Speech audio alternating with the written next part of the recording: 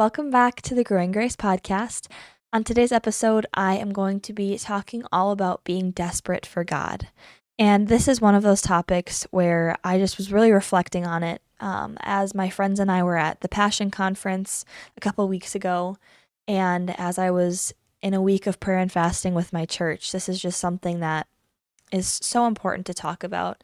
That it is so important that we are all desperate and hungry for God, that we are never satisfied with just the bare minimum, that we always want to be closer to Him.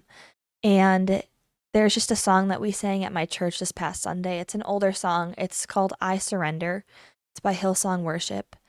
And in the song, it just says, Lord, draw me near as you find me here. And it's talking about being desperate for God. It says, desperate for you. And then it goes on to say, I want to know you more. It just keeps repeating, and it's saying, I'm surrendering, I surrender, and I want to know you more, Jesus. And it's just a beautiful song that, looking around both at Passion and at my church, just looking around and seeing people completely yield to God and to just fully surrender and to be desperate to be in His presence. That normally we can think of desperate as an ugly word, that we don't want to be desperate. We don't want to be desperate for attention. We don't want to be desperate for people. We don't want to be desperate for money. That normally we associate desperation as a negative thing. But when it comes to God, desperation is one of the best things you can have. That you always should want to be desperate for Him. That a moment out of His presence should scare you so much, and that it's never worth it. That one day in His courts is worth more than 1,000 elsewhere. And so I have an episode on resting in His presence as well. But in this episode, I really just want to talk about being desperate for Him. And David is a prime example of being desperate for God and desperate for His presence. And in Psalm 63, verses 1 through 8, he writes, O God, you are my God. I earnestly search for you. My soul thirsts for you. My whole body longs for you. In this parched and weary land, where there is no water, I have seen you in your sanctuary and gazed upon your power and glory. Your unfailing love is better than life itself. How I praise you. I will praise you as long as I live, lifting up my hands to you in prayer. You satisfy me more than the richest feast. I will praise you with songs of joy. I lie awake thinking of you, meditating on you through the night, because you are my helper. I sing for joy in the shadow of your wings. I cling to you. Your strong right hand holds me securely. And in that psalm, David really just shows his desperation and his heart for God, that no matter what comes his way, he knows that God is the only thing that can satisfy. He is the only one that can pull him through. And so I just thought that was a really beautiful psalm showing the desperation, a prime example of desperation for God. And there's just another story in the Bible that many of us know. It's the story of the woman with the issue of blood. And today, for this episode, I want to read all three accounts that are in Matthew, Mark, and Luke, because they each are worded a little bit differently, but they all point us to being desperate for Jesus. And so I'm going to start off in Matthew chapter 9, verses 20 through 22, which say, Just then, a woman who had suffered for 12 years with constant bleeding came up behind him. She touched the fringe of his robe, for she thought, if I can just touch his robe, I will be healed. And then Jesus turned around, and when he saw her, he said, Daughter, be encouraged. Your faith has made you well. And the woman was healed at that moment.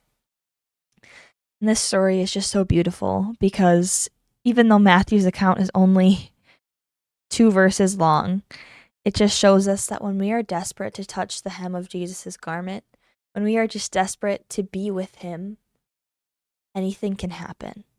When we are so desperate for Him and for His presence, any healing that we think is impossible can happen. That this woman suffered for 12 years, and she thought to herself, if I can just touch Jesus, if I can just be with Him, I will be healed.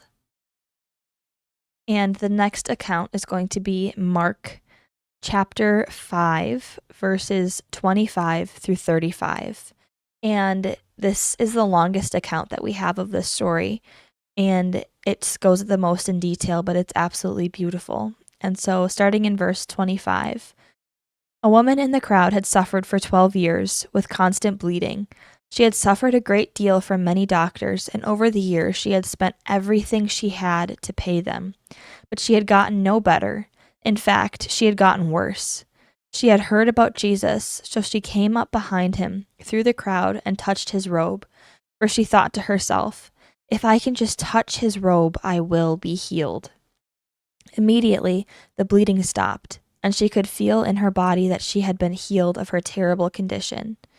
Jesus realized at once that healing power had gone out from him, so he turned around in the crowd and asked, "Who touched my robe?" His disciples said to him, "Look at the crowd pressing around you. How can you ask who touched me?" But he kept on looking around to see who had done it. Then the frightened woman, trembling at the realization of what had happened to her, came and fell to her knees in front of him and told him what she had done. And he said to her, "Daughter, your faith has made you well. Go in peace. Your suffering is over." And once again, this is just a beautiful telling of this story that this woman was so desperate for healing that she had paid every doctor.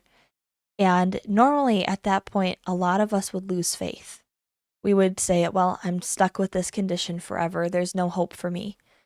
But this woman had heard of Jesus. She had heard of what he has done in the past. She's heard of the healings that have taken place, that this giant crowd is forming around him, and it's so hard to get to him. But she did not let that hold her back. She did not let the crowd circling Jesus stop her. She pushed her way through that crowd and she said, "If I can just touch the smallest part of Jesus' robe, I will be healed." And because of that, she was healed. She was made well. Just like Jesus said, "Your faith has made you well. Your suffering is done." And I have a little note in my Bible. I don't know when I wrote it, but it just goes so well. It says, "Some are afraid of being desperate because they are afraid of being disappointed. If this woman wouldn't have been desperate, she wouldn't have been saved."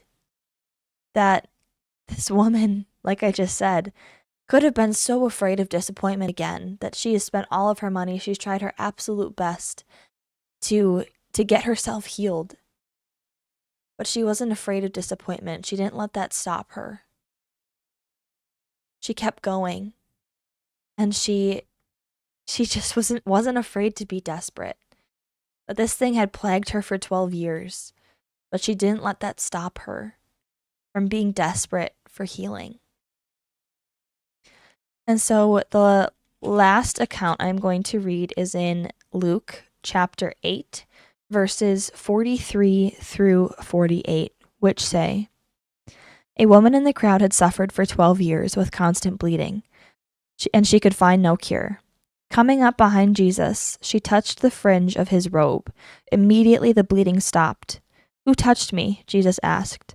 Everyone denied it, and Peter said, 'Master, the whole crowd is pressing up against you.' But Jesus said, 'Someone deliberately touched me, for I felt healing power go out of me.' When the woman realized that she could not stay hidden, she began to tremble and fell to her knees in front of him. The whole crowd heard her explain why she had touched him, and that she had been immediately healed.